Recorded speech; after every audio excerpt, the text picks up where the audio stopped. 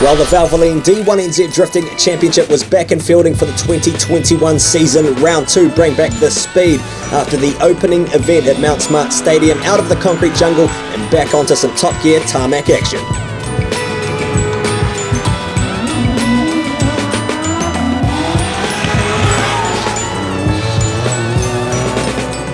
Ben Jenkins was back after a podium finish at round 1, looking forward to the fast-flowing camber and a chance to really stretch the legs in that 2JZ GT86. Yeah, we're pretty stoked to be down here in Manfeild for round 2. This place we obviously haven't been here in 2 or 3 years, 2 years I think.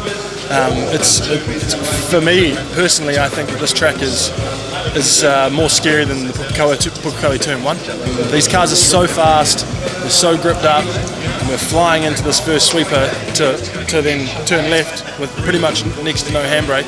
It's actually it's a real daunting corner, but it's definitely cool to go from the Mount Smart track, tight and technical, to then mix it up a little and come down here and stretch the legs on these wicked pro cars.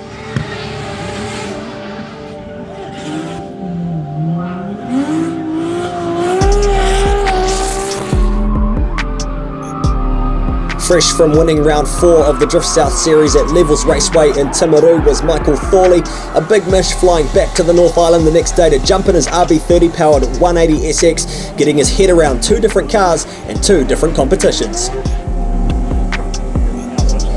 So yeah, the Laurel's like longer wheelbase. I know the car, I've driven it for years, I'm used to it. This thing, way more power, way more grip, a lot twitchier, so just try to change my mindset and just know that I've got that grip. I can just, foot flat all the way through. Yeah, pretty cool. Love Manfeild, it's probably top 3 track I reckon in New Zealand for me. Just the fact that you can just foot flat at the start, 4th gear, and just hold it all the way through it. Yeah. After 2 years away, George Burke is back for the 2021 season. A pro driver out of South Africa, moving to New Zealand for a taste of some top-level Kiwi drifting in his stroked LS3 powered S14. First time out here in Feilding. Never been on this track before, but really good time out here. We managed to get down here on Friday. We managed to get some practice in. Everything went well. Today we had a couple of issues with the clutch. We lost the clutch in both qualifying runs, so had to get out there and try and get through qualifying with no clutch. But we managed to get the job done and qualify barely. We took 2 years out. We had to rethink our strategy and rethink what we needed to do with the car. Really happy with where the car is now. Happy to be back in the series. It's good to be driving again. I got a real good crew behind me who helped me, and the guys are super skilled and super committed, and I'm just grateful to be back in the series and driving again. It's been a long time watching from the sideline. Dan was an early pace setter in a fast qualifying session on the day. The Ford Mustang RTR amongst the top 5, with defending champion Liam Burke putting his 2JZ S13 into 4th. The current 2NZ Taylor James would take 3rd place in quali behind the wheel of a borrowed car. Engine issues putting his S14 out of action. Scott Dinsdale offering up a drive in his S13. The car getting a workout with a double stint over the weekend. Both drivers putting the 2JZ machine through its paces, qualifying 2nd and 3rd.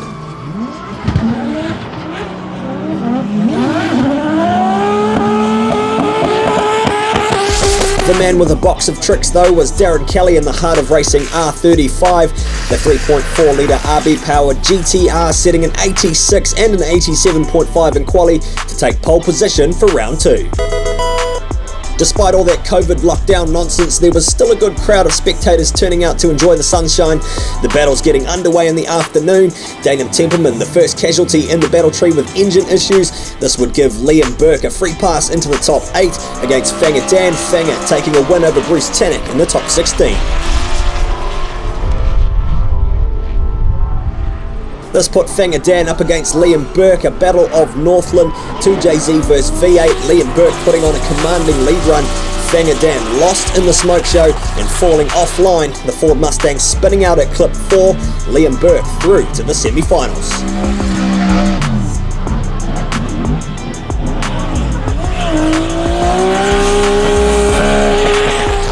Darren Kelly took the win over Troy Jenkins to battle Adam Davies in the top 8.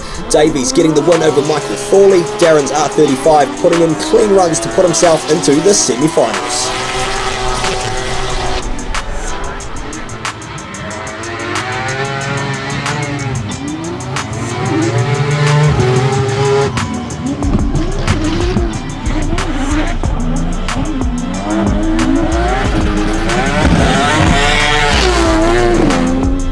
Scotty D took on Gargan Kang in the top 16, the Black Bull R32 Skyline pushing wide off track, Scotty powering away with the advantage.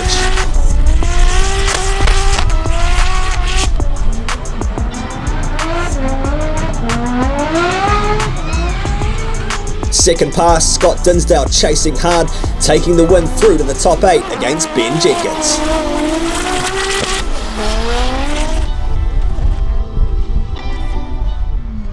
Jenkins taking victory over Jesse Greenslade in the top 16, the 2JZ GT86 hunting down Scotty's S13 in the chase.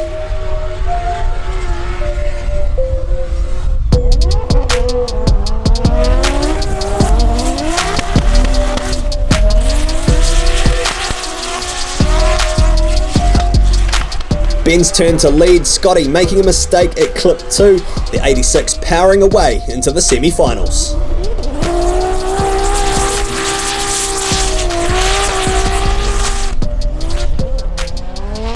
It wasn't over yet for the real estate with Pauline Dinsdale S13, the 2JZ Sylvia taking on the Nankang FC RX7 of Andrew Redward, this time with Taylor James behind the wheel.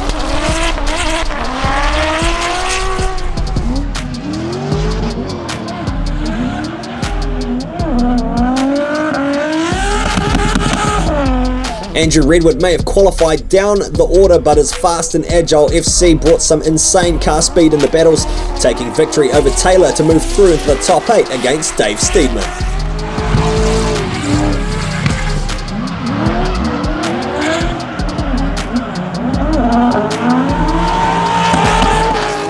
Team DSR grabbing a win over Kurt Blackie in the V8 powered GT86, Dave Steedman lining up against the hungry Andrew Redward. Redward might not have stacked on the angle, but his car was a quick little rocket over the weekend despite probably half the horsepower. Steedman holding advantage first pass, but it was a big mistake pushing offline at clip 2. They would even up the scoreboard, the judges calling one more time.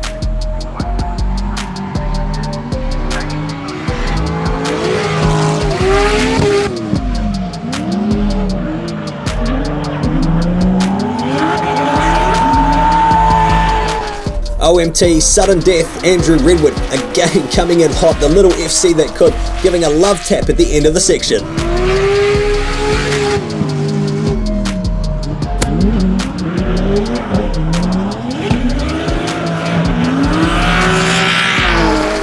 Second pass of the OMT, Steedman again making another mistake offline with a correction. Not enough points in the chase to peg back the little angry FC RX7. Redward through to the top 4.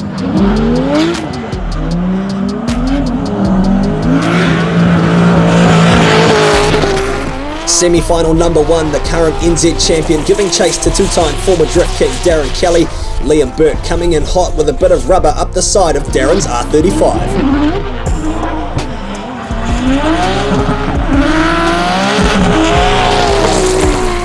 Second pass, Darren Kelly wasn't going to let the Northlander get away from him, coming in hot for a return serve at the end of the section.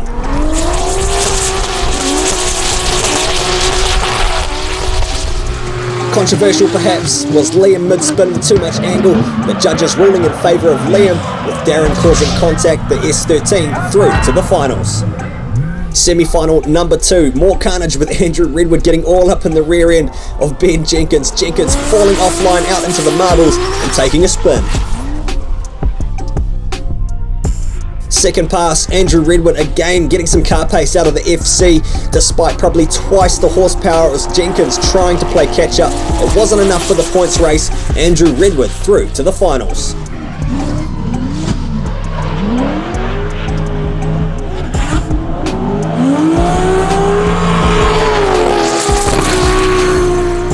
Ben Jenkins through to the battle for third place with Darren Kelly, the Heart of Racing R35 GTR again laying down a clean lead run.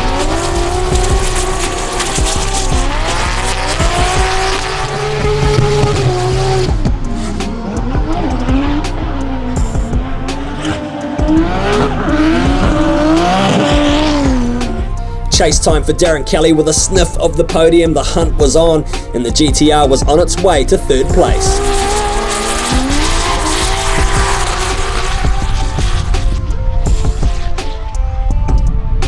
finished third today, qualified first.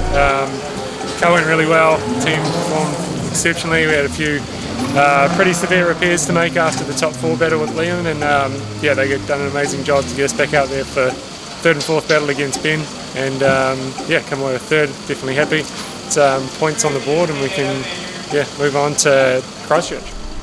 Final battle of the day, Liam Burke going up against Andrew Redward. Liam putting in another solid lead run, the FC RX7 trying to hang in behind.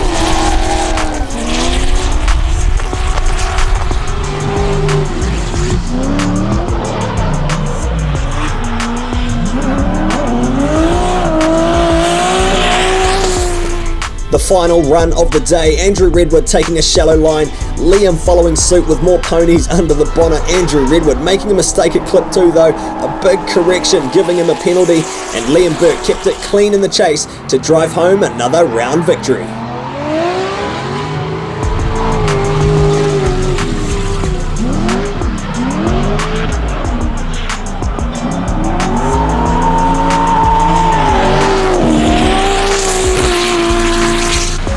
Round panned out quite good. We got second place overall, which is good from this morning when we blew a clutch on our first session out and then had to put in an old rugged thing which is shaking the whole car around, and weren't even sure if we got any, I don't even think we got any practice in, and we went straight to qualifying. Car not quite set up for the long track, so we qualified quite low down the points, but we got in there at the end, and then had some pretty rough battles, bit of contact here and there, and maybe pushing too hard with a combination of car speed differences and that. But yeah, feel good about the whole event. Otherwise, it's good to still be up there in the points too. Unfortunately, this event I didn't have my spotter, who's actually my wife. Didn't have her here today, so getting the car, dialed in for the track, wasn't as easy. I didn't have someone to drill me and tell me exactly what was going on, and she's really good at, coming back to the pits and just saying, nah, you need to fix that. So that's cool. Managed to take the win against Andrew. He just had a little straight line from what I seen, and that was just enough to get us through. And no, it's been a wicked weekend and a hell of a week. Yeah, I'm pretty keen to get to bed. Tired, but we'll go celebrate, have a few beers with the boys. Yeah, really happy to take out the win, and I think my wife really appreciated it. She loves drifting more than me. So Liam Burke celebrates a round victory at Manfeild with a newborn baby. Welcome to the family. Third on the points behind Ben Jenkins. The V8 though, the lowest power rating in the top 10 perhaps, is the man to beat as the chase for the championship heats up for round 3 and 4 in Christchurch in just a couple of weeks. Stay tuned for more videos on oversteertv.co.nz, and we'll see you trackside.